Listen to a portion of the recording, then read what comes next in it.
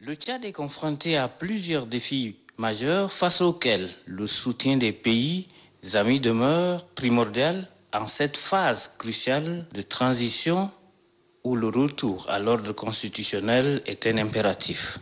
Cette donne a été à la base de plusieurs concertations entre les fils et filles du Tchad, aussi bien à l'extérieur et à l'intérieur du Tchad, avec le dialogue national inclusif et souverain. Dans cette quête de stabilité et d'amorce pour son développement, le pays a besoin d'un accompagnement de ses partenaires. C'est l'essence du groupe des amis du Tchad, constitué des diplomates qui se concertent régulièrement avec le gouvernement pour accompagner la transition dans sa phase 2.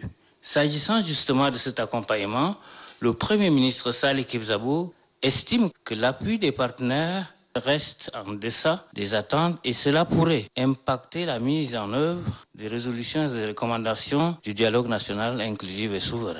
Préoccupation que le chef de la diplomatie tchadienne, Mohamed Saleh Anadif, égrène avec précision. C'est un échange informel où on se dit, où on s'interroge, on s'échange d'informations, particulièrement sur la marche de la transition.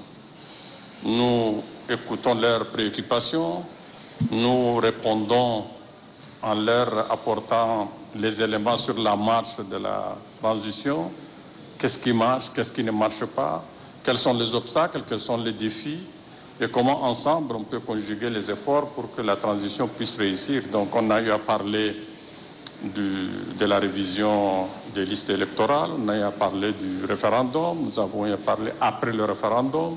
Eux-mêmes, ils s'appellent les amis du Tchad.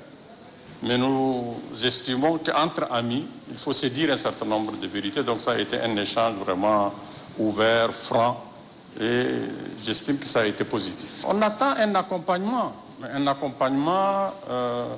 dynamique, un accompagnement, comme on l'a dit, également franc, amical. Et l'amitié, comme on l'a dit, se nourrit aussi d'une certaine vérité. On a écouté leurs préoccupations, on a essayé aussi de leur dire comment nous voyons les choses. Je crois que c'est le fruit de ça qui va aider à ce qu'il y ait une transition apaisée. Pour ce qui est du désarmement, démobilisation et réinsertion, un des volets importants de l'accord de Doha, dont la mise en œuvre nécessite d'importantes ressources financières, mérite d'être élargie à d'autres partenaires en plus du Qatar. D'où l'idée de porter le niveau de mobilisation de ressources aux instances des Nations Unies afin que les engagements du gouvernement soient tenus vis-à-vis des ex-politico-militaires et créer ainsi les conditions d'une paix durable au Tchad.